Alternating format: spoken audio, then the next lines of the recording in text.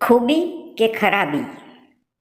13 વર્ષની ઉંમરની એક વિદ્યાર્થિનીથી શાળાના બધા શિક્ષકો કંટાળી ગયા હતા, કારણ કે આ છોકરી વર્ગમાં પગ વાળીને બેસતી જ ન હતી. વર્ગમાં બેઠા બેઠા સતત પોતાના પગ હલાવ્યા કરે અને 5 મિનિટ ન થાય ત્યાં તો પોતાની જગ્યાએથી ઊભી થઈને વર્ગમાં આંટો મારે. શિક્ષકો ગમે એવી સજા કરે તો પણ તેની એના ઉપર કોઈ અસર થતી ન હતી. છેલ્લા ઉપાય તરીકે આ છોકરીની મમ્મીને શાળામાં બોલાવવામાં આવી. શિક્ષકે એમને કહ્યું કે આ છોકરી ભણવામાં બિલકુલ ધ્યાન નથી આપતી, એ શાંતિથી વર્ગમાં બેસી પણ શકતી નથી. આ છોકરીને અમે અમારી શાળામાં રાખી શકીએ એમ નથી, કારણ કે એનામાં કંઈ ખામી હોય એવું અમને લાગે છે.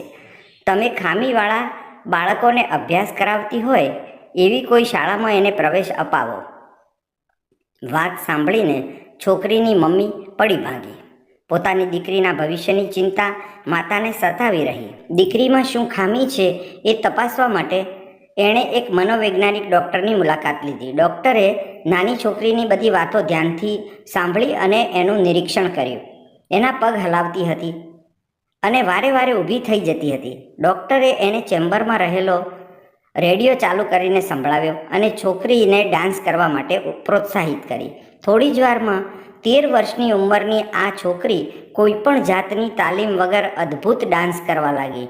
ડૉક્ટરે છોકરીની માતાને કહ્યું, તમે કોઈ ચિંતા ન કરો, તમારી દીકરી ખામીવાળી નહીં પણ ખૂબીવાળી છે. ભગવાને એનામાં નૃત્ય કળા ઠાંસીને ભરી છે. આને તમે કોઈ સારી સંગીત અને નૃત્યની શાળામાં મોકલો. તેને એક સારી નૃત્ય શાળામાં મૂકવામાં આવી અને યોગ્ય તાલીમના કારણે આ છોકરી ન કેવળ પોતાના શહેરમાં પરંતુ સમગ્ર વિશ્વમાં પ્રસિદ્ધ બની ગઈ. શિક્ષકોએ જેને ખામીવાળી છોકરી સમજીને શાળામાંથી કાઢી મૂકેલી, એ છોકરી એટલે વિશ્વની શ્રેષ્ઠ ડાન્સર, કોરિયોગ્રાફર, અભિનેત્રી અને ડાયરેક્ટર ગિલિયન લિલી.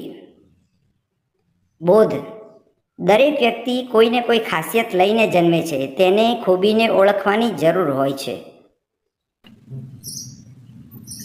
નાની મોટી અનેક પ્રકારની વાર્તાઓ માટે ચેનલને સબસ્ક્રાઈબ કરવાનું ભૂલશો નહીં.